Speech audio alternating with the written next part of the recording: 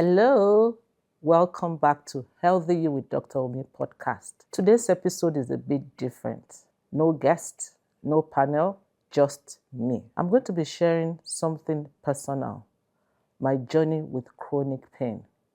Chronic pain, especially in midlife, can be quite challenging. The confusion of where is this pain coming from? I've been agile all the while. Why this pain? Mine started like over a decade ago. I just noticed that, and that was back then in Nigeria. I noticed that every 3 weeks, I have to take anti-malaria. It starts with like body pains, headache, sometimes malaise, just general feeling of unwell. And this continued for years. I'll take an anti-malaria. I'll feel better for a few days. Then I'll take another one. Feel better for a few days. And then the symptoms continued. Most times I'll go for a malaria test to come back negative. So just wondering, what could this be? And that was around the time I discussed with one of my mentors who was doing his sabbatical in the hospital where I was working. He told me to run some tests. And I did a test. And in his words, he called me by the name I was called at work. He said, Yorumi, you don't have malaria. You have chronic fatigue. Like, this can't be true. I continued again taking my anti-malarials every 3 weeks. Fast forward, we came to Canada. The pain continued. Sometimes I'll miss work, and it also, the way pain is, when you keep feeling pain, feeling unwell, it started impacting on my mental health. I'll feel down. I prayed all the prayers I could pray. I'll fast. I just said, what is going on? And it was after like a year in Canada that it dawned on me that there is no malaria. So where is this pain coming from? I noticed that every new year, I'm always very sore. Because before Christmas, we make family meals, dinners, snacks, and everything. And I'm always in the kitchen all day. From one recipe, preparing another one, just continues like that. And I remember, I think it was 2019 Christmas or 2010, I can't remember well. I told the kids, we're going to go shopping, but I'm not going to be the one to do the cooking. Let me see if I rest during Christmas, maybe I wouldn't have the pain. And my son, I can remember, he said, Mom, it's a family tradition. We always make the cookies together, the cake together and everything. I said, no worries. You guys are old enough. I'll be there to supervise, but I'm not going to be in the kitchen doing everything by myself. And that new year, maybe 2019 New Year, January, that was the first time in a long while that I didn't feel pain or feel sick. I said, wow. So my pain might be due to stress. And that was what took me in the journey of journaling.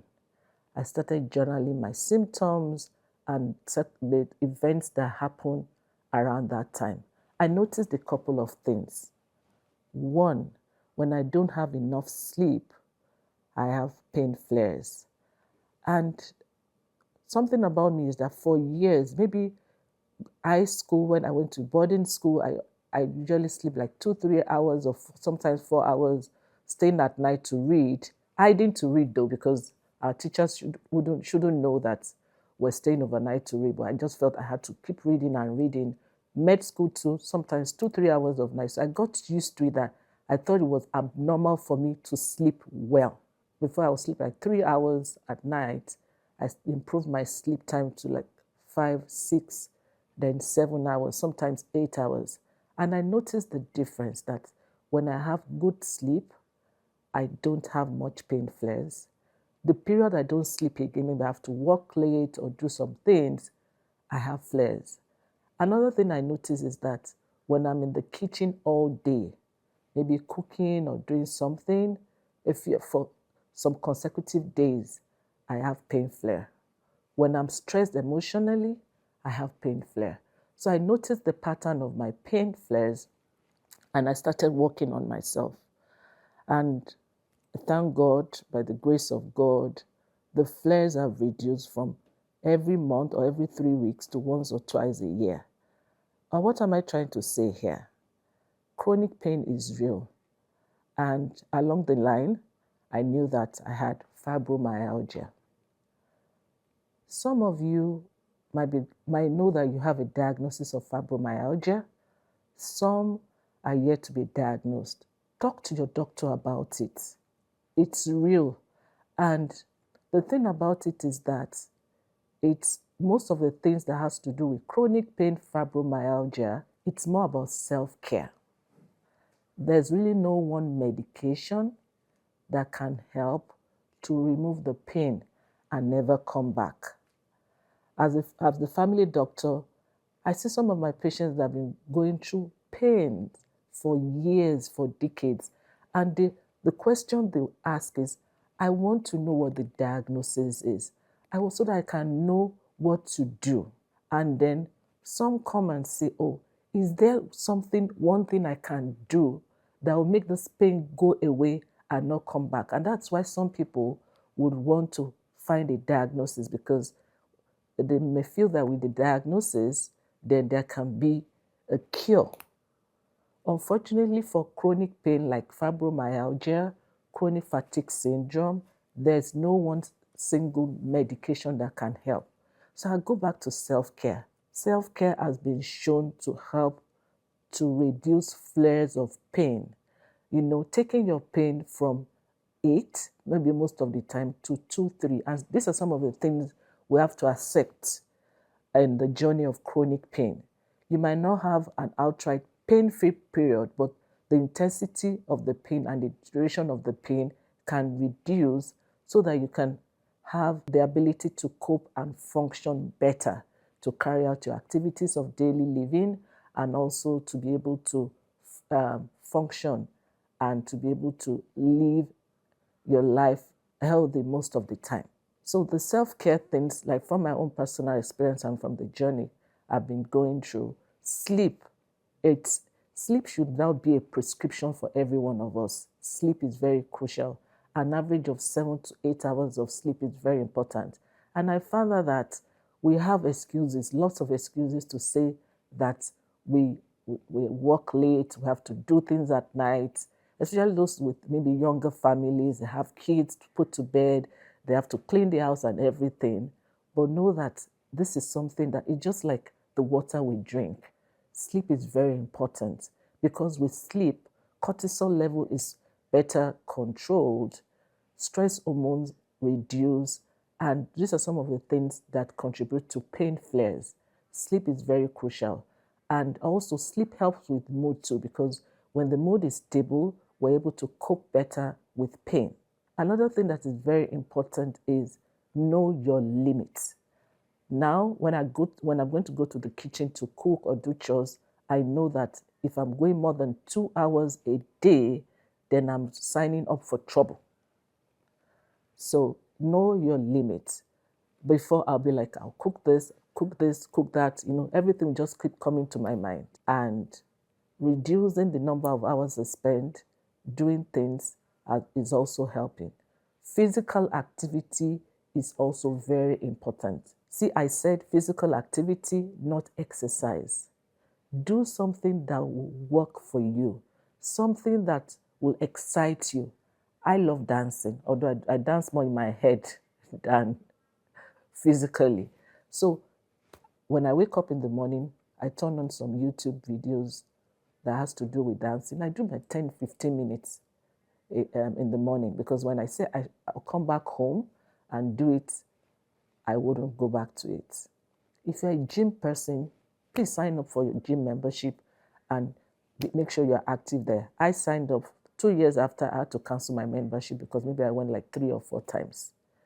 So physical activity is also very important, because with physical activity, the good hormones, the dopamine, the serotonin helps, their levels will increase, and that will help with stability. Another thing is managing stress, stressful situations and things around you.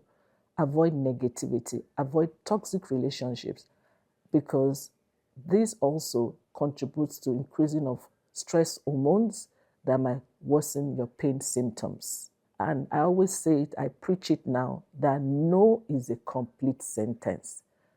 Learning to say no, being kind versus being nice will help you to manage stress better. Also, you need to connect spiritually.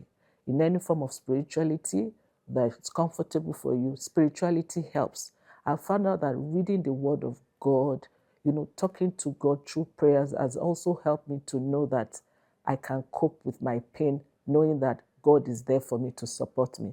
Even when going through stressful situations, just knowing that I can't do it by myself, there will always be storms, but God can make me feel calm in the midst of storm.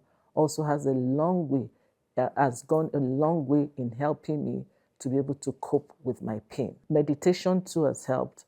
Journaling, just showing gratitude, has also helped me in my journey of chronic pain. You might be going through one form of pain or the other. Please feel free to talk to your doctor about it. One of the things that can help is to journal your pain, and maybe you notice a pattern and take it to your doctor, talk to your doctor about it. And there are tools, questionnaires online that have been shown, that are accredited and validated in scoring pain, in determining the kind of pain you have. There's a fibromyalgia questionnaire available in Canada.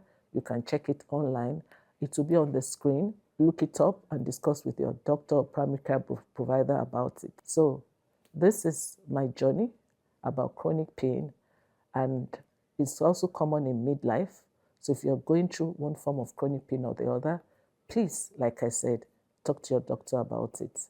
I hope you enjoyed this episode. Please subscribe, like, share, and tell someone about it that might help them in one way or the other. Take care. Till our next episode. See you. Bye.